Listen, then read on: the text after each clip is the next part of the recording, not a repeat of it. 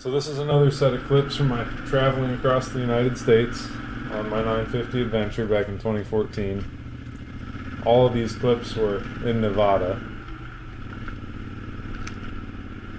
The tracks that I was following, and I was following them backwards. The tracks I was following weren't always right. So sometimes like this, like I'm following a cow trail, and it would just end. It wouldn't go anywhere. And this whole area had been logged pretty recently, or was still being logged. And there were a bunch of roads like this that would end in a fence, and this was the first one that I found. But someone had strung up electric fences across a lot of the clearings in this area, and it gets pretty exciting. Me being from Indiana, I don't know how to ride sand at all. I was trying to hypermile the bike, so this was the longest stretch where there was no fuel in the middle of the desert. And it was something like 300 miles long. I knew it was coming. Somebody that I met along the way told me about it.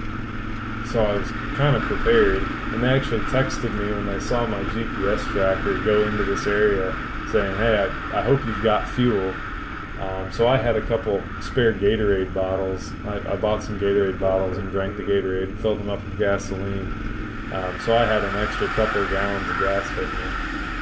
When I finally made it to a gas station, I'd used all 6 gallons on the bike, plus all the Gatorade bottles. I had about a quarter of a gallon left in the tank.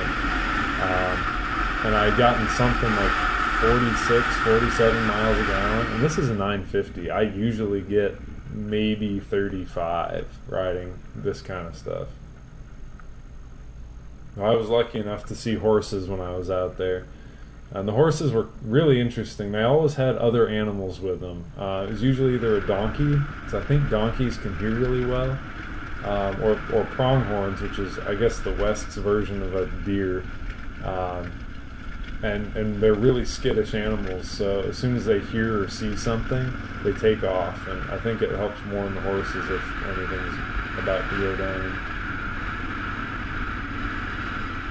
It was really interesting riding out here. You'd see houses in the just middle of nowhere.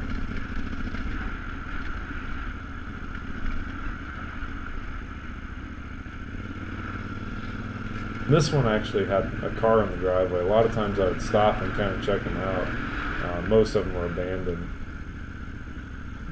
It's really weird seeing water like this in the middle of the desert. You see a bright green spot with trees, and then you're back out into the scrub and the sagebrush.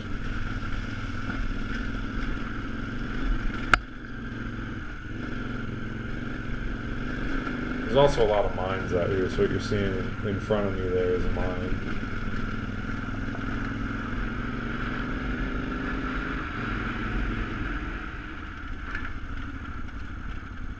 That road you see off to the left is where I end up, and then there's another road down in the valley that you can just kind of make out.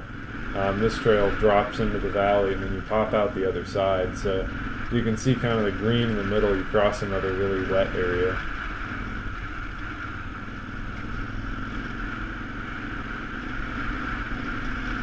My rule for trying to get good fuel economy on this bike was nothing over 4,000 RPM. Nothing over 25% throttle. So you'll hear me short shifting the bike and kind of lugging the engine, but it was the only way that I figured I could actually get to a gas station. It was kind of a good challenge in a way. I was able to actually go through corners faster and a few other things that I wouldn't have otherwise tried because I was trying not to use the brakes. Off on the hillside up there, you see those white dots. They look like tailing piles from a mine, and there are a lot of mines out here, so that's what I thought they were. When you get close to them, they're actually rocks. There's all these white rocks scattered across that hillside, and it was just that one hillside that had this. And I don't know if they were just harder than everything else, so they didn't erode, but that's the only place I saw them.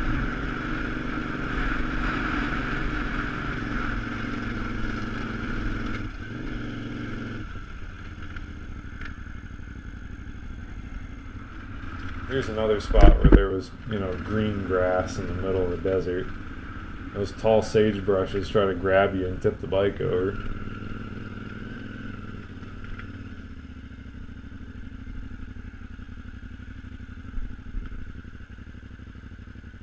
Oh.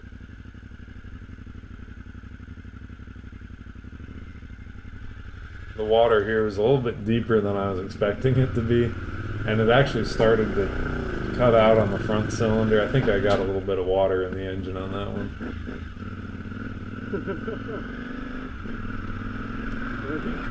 I actually managed to never drown the bike on this trip. I think I came pretty close 3 or 4 times.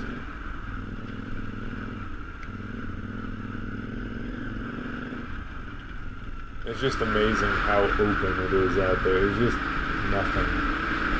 So I actually ran out of water out here. My side bags, I had a big 3-liter water bladder, and it rubbed through. It was actually this day. It rubbed through and flooded my side bag with water. And I was in the desert, right? And I was about to pitch camp and sleep for the night. And I decided there was no way I was going to sleep in the desert without any water and try to keep going the next day. So I actually got back on the bike and kept going in the dark, and eventually ran across a bunch of ranchers who were having a family gathering out in the desert. And they were extremely nice people and actually gave me some water to carry me through until I got to the gas station. And at this point, I was actually following a storm. I got hit really hard with rain. And rain in the desert is a scary thing. You go from it being really dry to just having water flowing everywhere. The ground is so dry, it really doesn't soak it up. The water just sits on top. And it gets really slippery. You get this like 1/2 inch to 1 inch thick layer of just ice feeling mud. These rocks off to the right, like I don't know why I didn't stop to look at them and take more pictures of them. I think I was just so focused on riding. I was by myself, so there was nothing to really distract me. I didn't stop. I didn't take any pictures of those. All I got was what you see here in the video.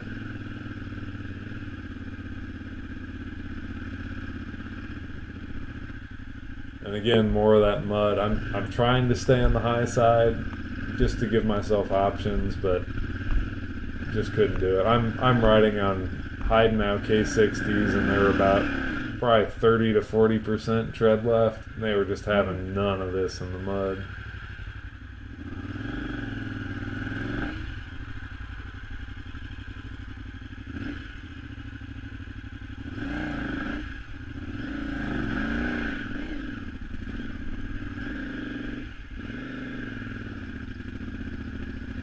So the day after this, I actually broke the subframe of the bike out in the desert. I came across a berm a little bit too fast, landed on the other side, bottomed the suspension out, and it broke both upper rear subframe mounts. It actually tore the tabs right off the main frame of the bike.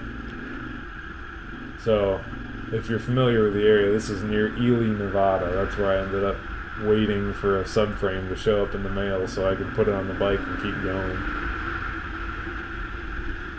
So I love the view of the mountains off in the distance there. You can see the rain's kind of hitting them, but off to the right, the sun's still shining. The Trans-American Trail crossed that mountain range, and on the other side is a bowl. And when I got to the top of that range, the storm was in the middle of the bowl. But the whole storm was actually surrounded by that sunlight, and it was just a really surreal view. It's an amazing trip, and I'm sitting here editing this video in 2017, 3 years after I took the trip, and it's amazing how much of it you remember when you see the videos and the pictures. So if I went back and did it again, I would take more video, I would take more pictures, and I would take more time. I wasn't in a rush, but I'd try to probably go even slower if I did it again.